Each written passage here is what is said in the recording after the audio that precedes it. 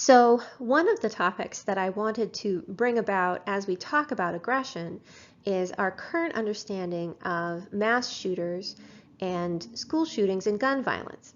Now, this is something that a lot of people think a lot about and have thought a lot about more recently. So I see a lot more often people who are coming in from high schools who have a lot of thoughts and opinions and fears about gun violence and mass shooters. And I thought it would be important to take a look at the current evidence that we have and data that we have around this, as well as some common misconceptions. When we're talking about why people are more likely to be aggressive, this is a part of our conversation. So first of all, when we're talking about mass shooters, we're talking about when there's 4 or more people killed, excluding the perpetrator, in a given act of violence.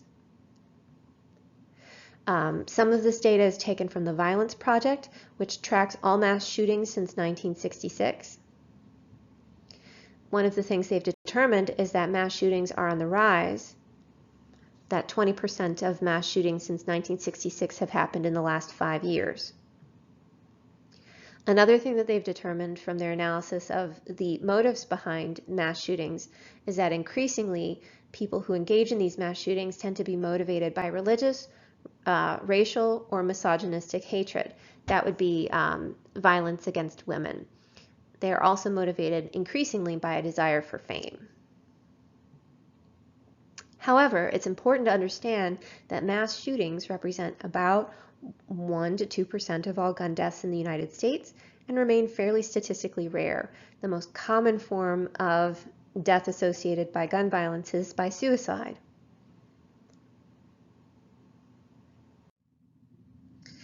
When it comes to some of the characteristics of mass shooters, here is some of the information that we know.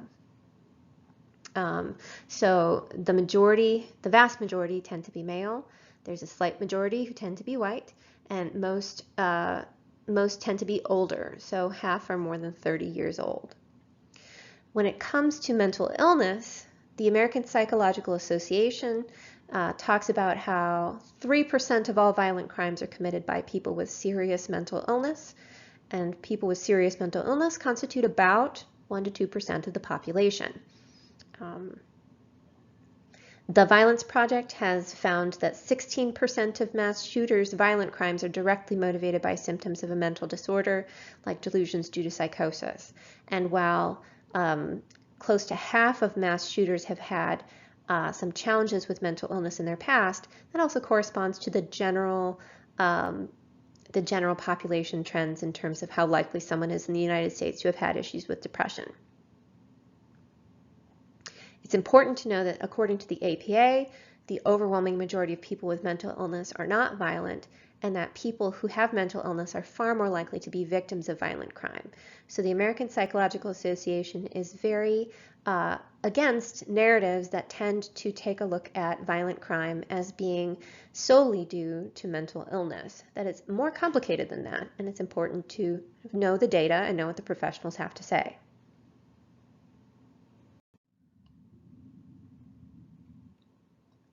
Okay, so the Violence Project found, for example, that 70% of shooters presented suicidal ideation, and that they did different profiles of different shooters.